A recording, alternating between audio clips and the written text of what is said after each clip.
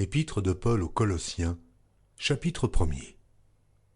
Paul, apôtre de Jésus-Christ, par la volonté de Dieu et le frère Timothée, aux saints et fidèles frères en Christ qui sont à Colosse.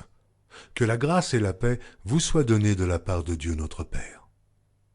Nous rendons grâce à Dieu, le Père de notre Seigneur Jésus-Christ, et nous ne cessons de prier pour vous. Ayant été informés de votre foi en Jésus-Christ et de votre charité pour tous les saints, à cause de l'espérance qui vous est réservée dans les cieux, et que la parole de la vérité, la parole de l'Évangile, vous a précédemment fait connaître. Il est au milieu de vous et dans le monde entier.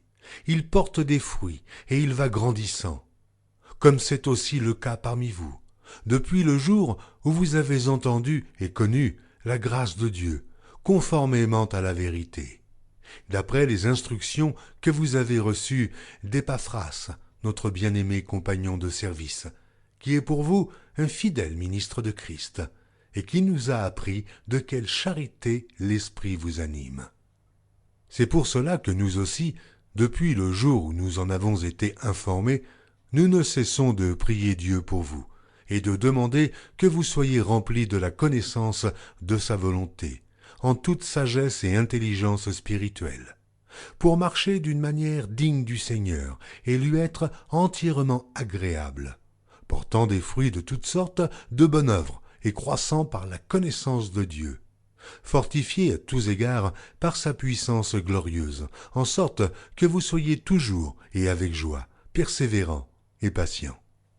Rendez grâce au Père, qui vous a rendu capable d'avoir part à l'héritage des saints dans la lumière, qui nous a délivrés de la puissance des ténèbres et nous a transportés dans le royaume du Fils de son amour, en qui nous avons la rédemption et la rémission des péchés.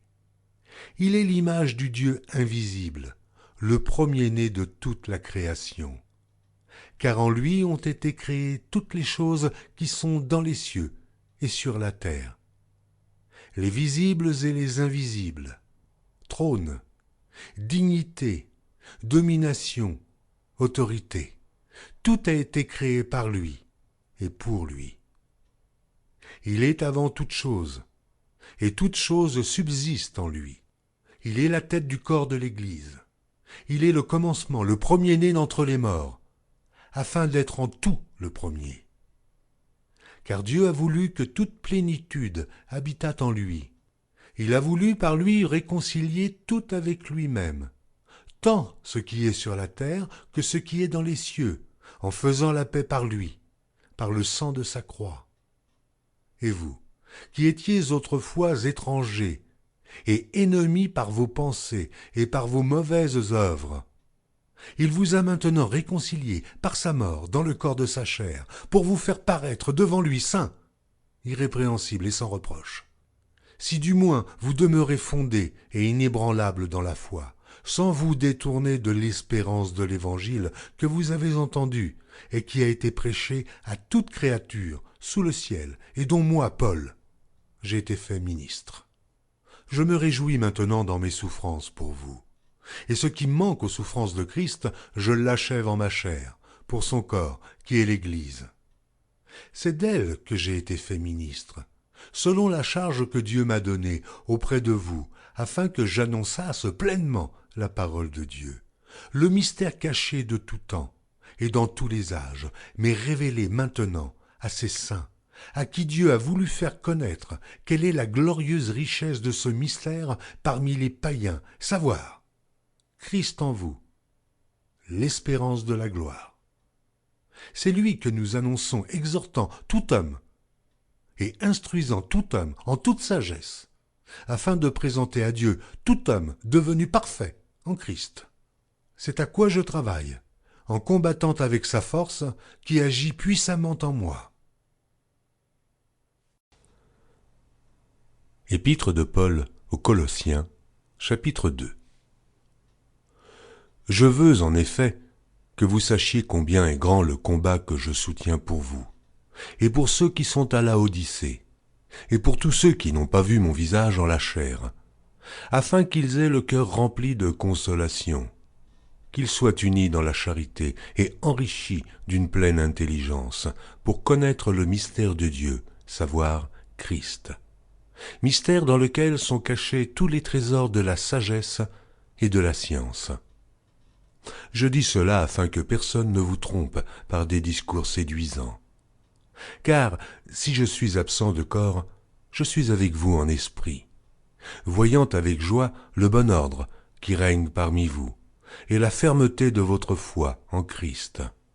Ainsi donc, comme vous avez reçu le Seigneur Jésus-Christ, marchez en lui, étant enracinés et fondés en lui et affermis par la foi, d'après les instructions qui vous ont été données, et abondez en actions de grâce.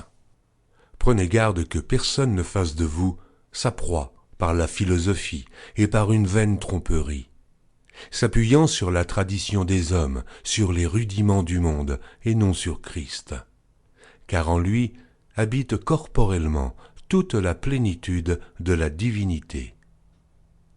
Vous avez tout pleinement en lui, qui est le chef de toute domination et de toute autorité. C'est en lui que vous avez été circoncis, d'une circoncision que la main n'a pas faite, mais de la circoncision de Christ, qui consiste dans le dépouillement du corps, de la chair, ayant été ensevelis avec lui par le baptême.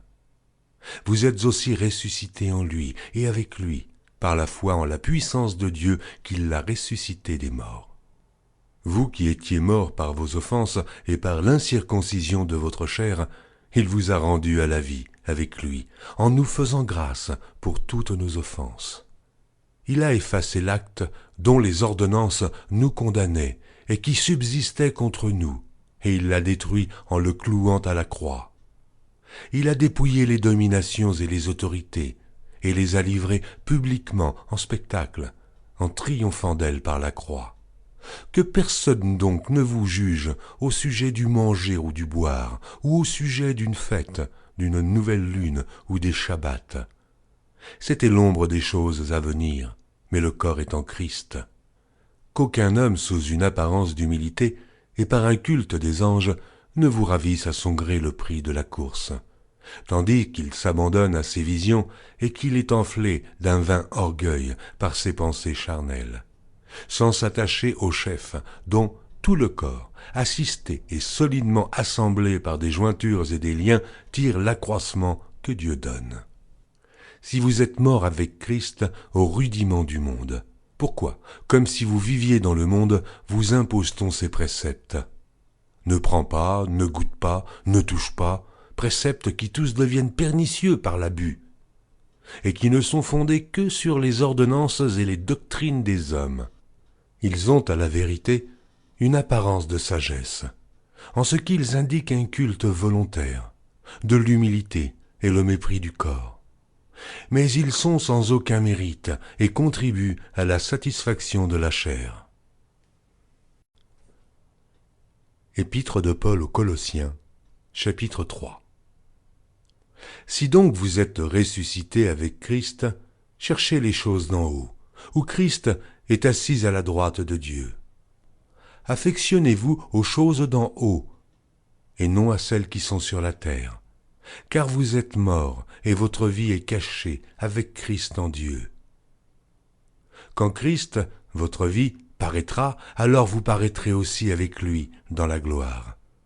Faites donc mourir les membres qui sont sur la terre, l'impudicité, l'impureté, les passions, les mauvais désirs et la cupidité qui est une idolâtrie.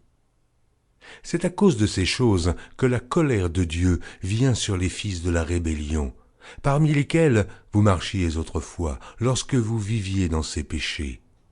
Mais maintenant, renoncez à toutes ces choses, à la colère, à l'animosité, à la méchanceté, à la calomnie, aux paroles déshonnêtes qui pourraient sortir de votre bouche. Ne mentez pas les uns aux autres, vous étant dépouillés du vieil homme et de ses œuvres, et ayant revêtu l'homme nouveau, qui se renouvelle dans la connaissance selon l'image de celui qui l'a créé. Il n'y a ici ni grec, ni juif, ni circoncis, ni incirconcis, ni barbare, ni chite, ni esclave, ni libre, mais Christ et tout, et en tous. Ainsi donc, comme des élus de Dieu saints et bien-aimés, revêtez-vous d'entrailles de miséricorde, de bonté, d'humilité, de douceur et de patience. Supportez-vous les uns les autres, et si l'un a sujet de se plaindre de l'autre, pardonnez-vous réciproquement. De même que Christ vous a pardonné, pardonnez-vous aussi.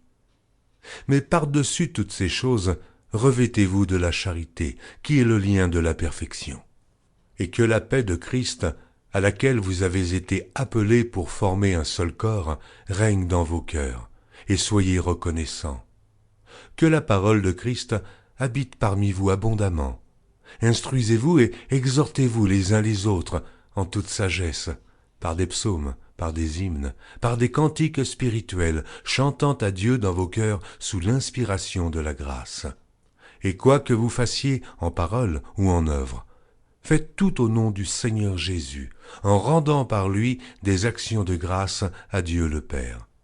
Femmes, soyez soumises à vos maris comme il convient dans le Seigneur.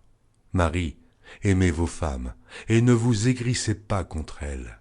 Enfants, obéissez en toutes choses à vos parents, car cela est agréable dans le Seigneur. Pères, n'irritez pas vos enfants, de peur qu'ils ne se découragent. Serviteurs, obéissez en toutes choses à vos maîtres, selon la chair, non pas seulement sous leurs yeux, comme pour plaire aux hommes, mais avec simplicité de cœur, dans la crainte du Seigneur. Tout ce que vous faites, faites-le de bon cœur, comme pour le Seigneur et non pour des hommes, sachant que vous recevrez du Seigneur l'héritage pour récompense. Servez Christ le Seigneur. Car celui qui agit injustement recevra selon son injustice. Il n'y a point d'acception de personne.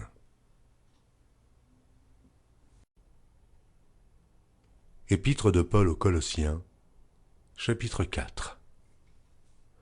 Maîtres, accordez à vos serviteurs ce qui est juste et équitable, sachant que vous aussi, vous avez un maître dans le ciel. Persévérez dans la prière, veillez-y avec action de grâce.